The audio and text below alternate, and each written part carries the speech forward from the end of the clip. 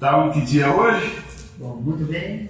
Jesus nos abençoe esse nosso encontro desta quinta-feira, 6 de fevereiro de 2014. Nossa primeira reunião deste ano. Mesmo? Então, continuando no Livro dos Espíritos, nós estamos na questão 115A, não é? Na questão 115A nós temos, né?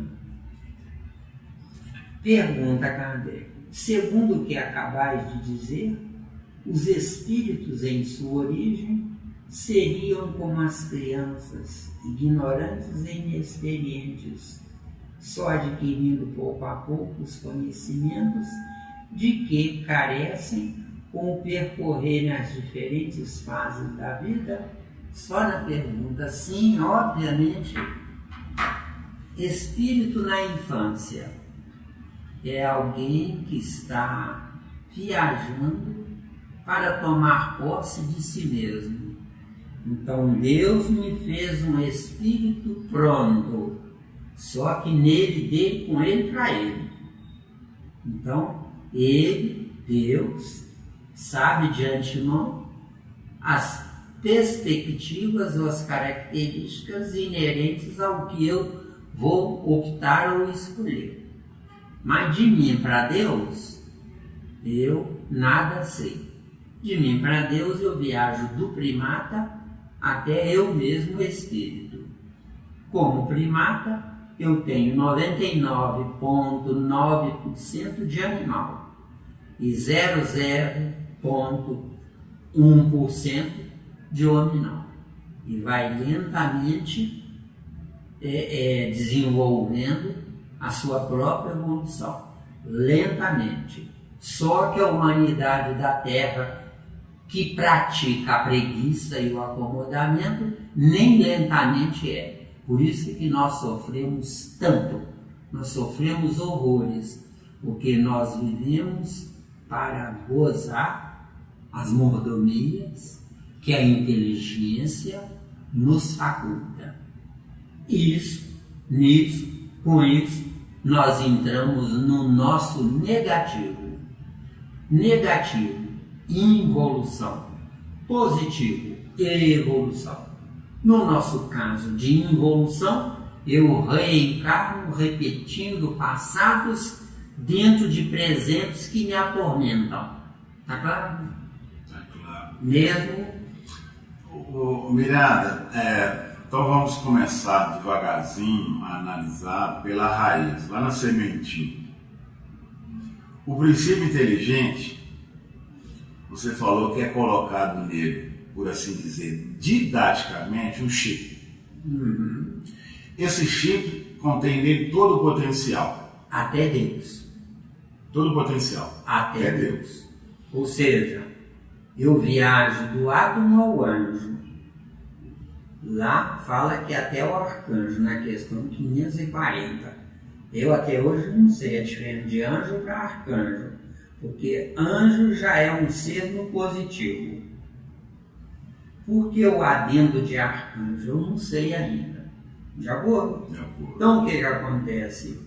Não é o átomo que se transforma em anjo, mas é o anjo que desbrava o átomo, desenvolvendo dois papéis. Ele sai de si mesmo e se atrela ao átomo, que ele é responsável por ele. Cada espírito ou futuro espírito é responsável por cada átomo. Então eu sou responsável pela composição atômica de mim mesmo. Então eu uso os átomos, só que eu uso os átomos como meus serviçais, mas indiretamente são meus filhos espirituais. De acordo? De acordo.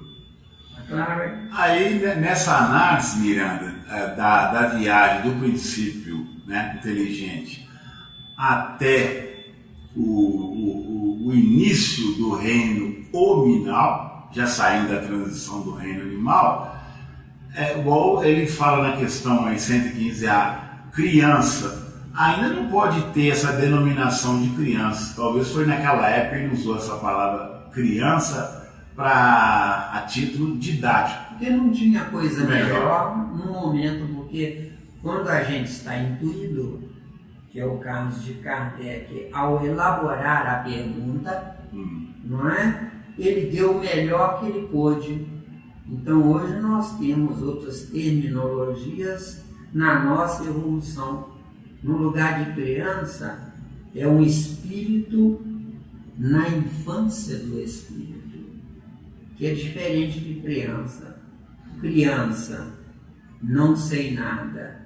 Espírito na sua infância, também não sabe, mas tem dormindo nele. A criança não tem compromisso com a vida nem com a lei. Agora, na minha infância espiritual, indiretamente eu tenho compromisso. Eu trago essas informações detalhadas porque os estudiosos vão ter facilidade de entender até onde é que a gente quer chegar. Não, com certeza. É muito bom esmiuçar, né? E um pouco na sementinha para poder entender o desenvolvimento, o desenrolar do estudo, né? Exatamente. Porque com relação à nossa humanidade da Terra, nós não estamos mais na fase de criança. Exatamente. Nós somos adultos, uma porcentagem elevada de velhos, com 60, 70, 80 anos, que continuam agindo como crianças. Tanto é que dizem que o velho, depois que fica velho, volta a ser criança. Não, ele nunca deixou de ser criança. Só que quando ele está jovem, ou maduro, ou amadurecido, ele usa o precioso tempo para gozar a vida. Gozando a vida, eu esqueço que sou um espírito, entendeu? Eu posso ser feliz no uso da vida, mas não necessariamente gozar. Porque se eu gozo a vida, eu esqueço da minha própria finalidade existencial. O gozo é necessário, mas como complemento da minha missão numa encarnação. Agora, se eu estou reencarnado, é porque eu sou tudo, menos um espírito. Porque um espírito sabe definir e analisar suas potencialidades e, principalmente, está em busca do desconhecido. Questão 2 do Livro dos Espíritos. De acordo? De acordo. Agora, você há de convir comigo, Miranda, que a nossa querida humanidade, ela ainda está enraizada em conceitos, eu chamo de conceitos de transferência. O que é isso? Os meus bisavós, meus tataravós, bisavós, meus pais foram transferindo conceitos que em nenhum momento alguém parou a pensar e questionar. Tradicionalismo, passado, ancestralidade, taca fogo. Porque meus ancestrais, meu pai e minha mãe, na atual conjuntura, não são pais gerando filhos, são pais cujo sexo eles são obrigados a engolir a porcaria gerada por eles. Agora, por que porcaria? Porque eu sou filho do erro. Como filho do erro, meus ancestrais são inferiores a mim. Sendo inferiores a mim, eles o são, porque eu malbaratei o meu tempo. Tempo. Que é que eu faço do meu espírito no tempo? Eu prefiro ficar me olhando e mirando no espelho e vendo se eu estou bonito ou se eu estou ficando feio, ou se eu conserto detalhe A ou detalhe B na minha fisionomia. Eu preciso manter meu corpo asseado para que eu possa ter saúde no meu espírito. Só isso. Agora, eu mantendo meu corpo em asseio ou asseado, o meu espírito terá livre trânsito para manipular o meu corpo. Agora, se eu não sei corretamente administrar a minha vida ou o meu tempo, eu abuso de certas coisas porque não gasto o meu precioso tempo analisando se faz bem ou se faz mal ou se tem efeito colateral. Então nós estamos enriquecendo a área da medicina e empobrecendo a área do intelecto, do espírito. O que adianta eu salvar um corpo do lado de fora dele se do lado de dentro o meu espírito está inútil? Nunca teve vida. Nunca teve vida. O que é a inutilidade do espírito? Eu como, bebo e durmo. E a maioria ainda olha para o céu e diz: obrigado, Papai do Céu, porque não me falta nada.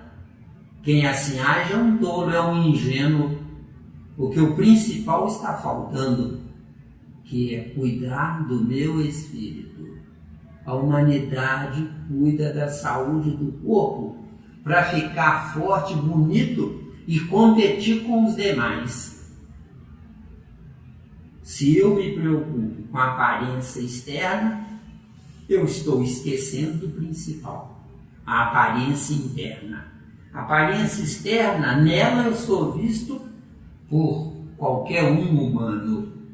Já a minha aparência interna, não é qualquer um que no plano espiritual vai ter capacidade de me ver, não. Só quem vale a pena. Deu, acabou? Deu. Vamos lá, novamente na pergunta. E vamos lá na pergunta, esmiuçando bastante. Porque a nossa finalidade é essa. Porque ler o que está escrito e dizer amém pela resposta, ou pelo que está escrito, é tolice. Não é? Fica de tempo. A nossa proposta aqui é desbravar. A nossa proposta aqui, meu amigo, é estudar Kardec e não dizer amém ao que ele disse, tá? Claro, né? Claro. Então, estudando Kardec na pergunta 115A, segundo o que acabais de dizer, os espíritos em sua origem seriam como as crianças ignorantes e inexperientes, só adquirindo pouco a pouco os conhecimentos de que carecem com percorrerem as diferentes fases da vida? Perfeito. Perfeita pergunta, linda e sem nenhuma modificação. E a modificação é um direito que a gente tem, porque nós nascemos 150 anos depois. Está claro? Super claro. Então, resposta. Sim, a comparação é boa. A criança rebelde se conserva ignorante e imperfeita. Seu aproveitamento depende da sua maior ou menor docilidade, mas a vida do homem tem termo, ao passo que a dos espíritos se prolonga ao infinito. Então, voltando à resposta, agora analisando. Sim, a comparação é boa. Eu digo que é perfeita. De acordo? De acordo. Porque é boa, é aceitável. E perfeita não tem nenhuma modificação. De acordo? Quer dizer, se viu de 150 anos atrás para hoje, sem necessidade de nenhuma modificação. Muito bem. A criança rebelde se conserva ignorante e imperfeita. No caso da humanidade da Terra, nós não somos de fato rebeldes, nós somos burros. Burros! Porque nós teimamos em nos manter como criança, brincando com brinquedos inúteis, entendeu? Eu, como criança, tenho que brincar com brinquedos úteis. Dicionário, livro. Isso. E como criança, caneta. Que bom se me derem um brinquedo com facilidade de desmontagem, porque desmontando, indiretamente eu vou usar a minha inteligência para montá-lo. Se como criança eu desmonto um brinquedo, depois eu choro, ou faço birra, e o tolo do pai ou da mãe vem e monta de novo, esse pai e essa mãe, usando da bondade, está prejudicando o filho. Ele desmontou, ele vai ter que montar. O pai ou a mãe podem, e se quiserem devem, acompanhar o filho montando, mas tem que desafiar o filho. Quem sabe, meu filho, se essa peça aqui, no lugar dessa outra, fica melhor. Experimenta. Indiretamente o filho está aprendendo a raciocinar sutilmente. Entendeu bem? Então, a criança rebelde se conserva ignorante e imperfeita. O que mais tem no mundo hoje são crianças com 60, 70 e 80 anos. São os tolos, até mesmo idiotas, que, não sabendo usar o precioso tempo, dão prejuízo ao chamado Deus, mantendo-se na repetição reencarnatória. Está claro? Tá claro. O planeta Terra está envelhecendo, está entrando em fase terminal, sem nós, a humanidade, tirarmos proveito dos milhares de anos que nós usamos o planeta Terra sem nenhum efeito que valha a pena. Tá claro? Super. Seguindo, seu aproveitamento depende da sua maior ou menor docilidade. Não, meu caro Kardec, aí não. Eu não existo para ser dócil. Eu existo para deixar de ser burro, porque a humanidade da Terra é teimosa. E Kardec interpretou o inverso de teimosia como docilidade. Não. Docilidade é a aceitação de que não sabe e que está sendo socorrido e ajudado por alguém que sabe. Docilidade e bondade é mais ou menos a mesma coisa. E na Terra não tem bondade, na Terra tem esperteza que finge que é boa. Entendeu? A teimosia, ela tem a sua raiz, a teimosia? Tem. Mas na sementinha tem a explicação da teimosia? Sou um sujeito que adoro ser um contraditor, como os fariseus contradisseram Jesus na época deles. Contradizer Jesus. Jesus veio para nos mostrar que nós temos um potencial 10 e não usamos nem 5. Por quê? Porque nós disputamos o lugar ou a cadeira de Moisés. Deu? Está lá explicadinho, muito bem explicadinho, em Mateus capítulo 23. Todo o capítulo 23. O capítulo 23 é dedicado à humanidade burra, que é toda ela. Capítulo 23 de Mateus. De acordo? Todinho. O capítulo inteiro. Sim. Todos nós. De acordo? Alguma dúvida a mais? Não, por enquanto. Vamos seguindo. Mas a vida do homem tem termo. Se eu fosse homem, eu teria princípio, meio e fim. Princípio, estou de novo, novamente, construindo um novo corpo. Princípio.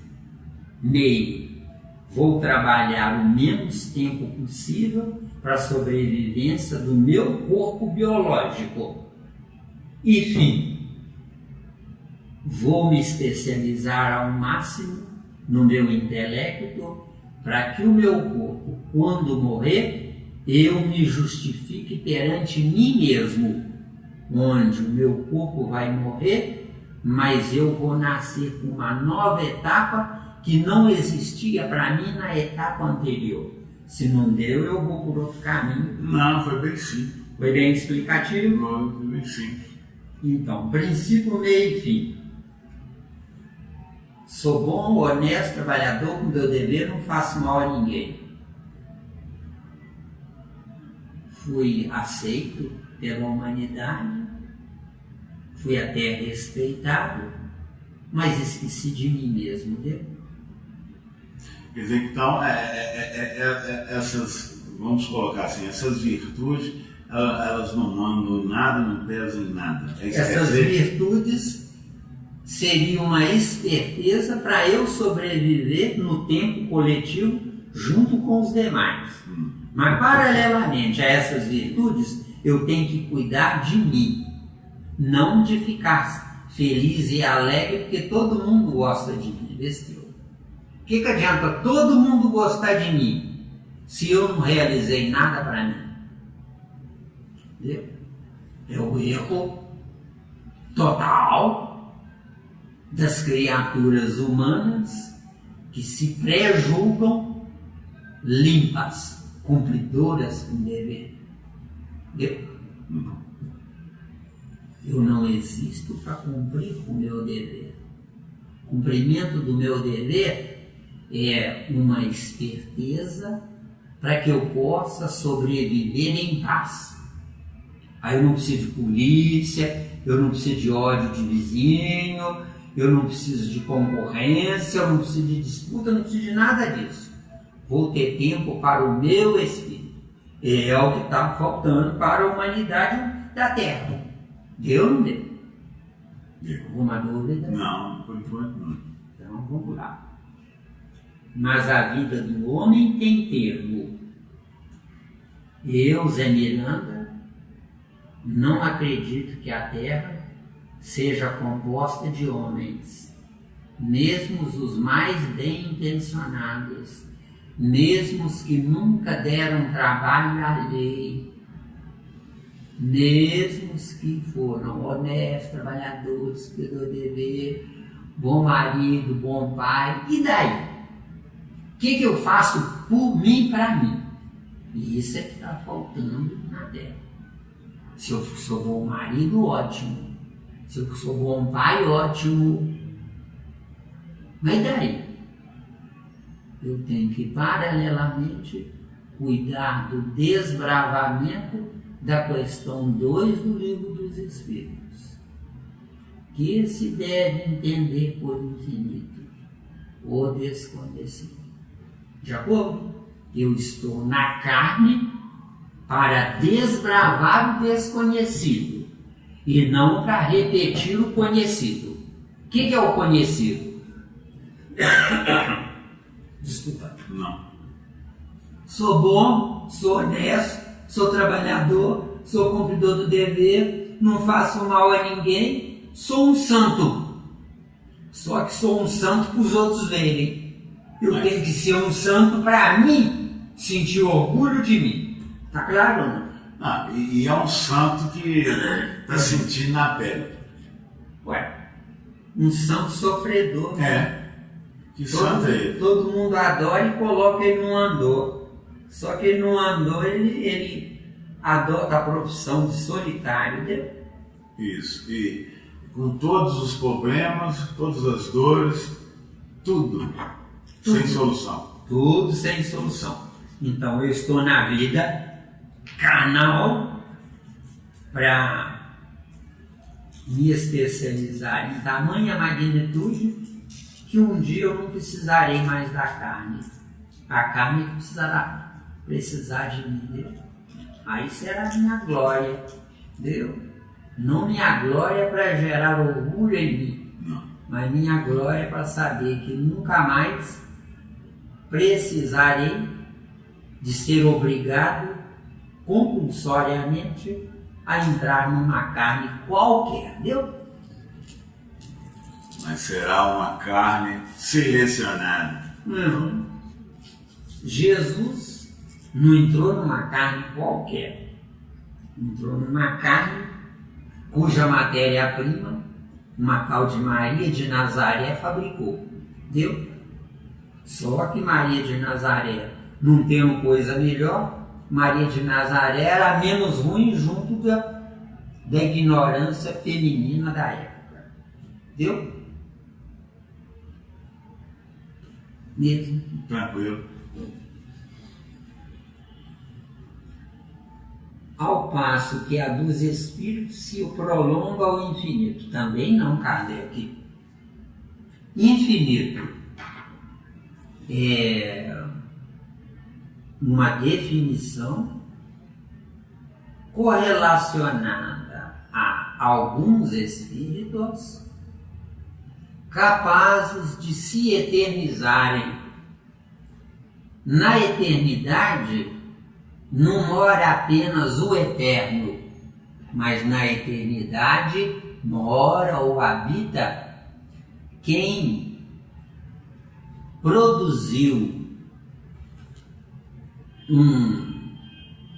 um lastro, onde nesse lastro ele, o eterno, está lá, mas tem uma quantidade inimaginável. O corresponde essa quantidade inimaginável aos frutos da primeira semente que é ele mesmo recebeu. De acordo? De acordo. Então, infinito não é para entrar nele, mas infinito é para participar dele, que é outra coisa. De acordo? Por que a maioria tem a interpretação de que é para entrar no infinito? Falta de intelectualização. Porque, Miranda, a gente estudando, a gente analisa que o infinito já está dentro de nós, o infinito.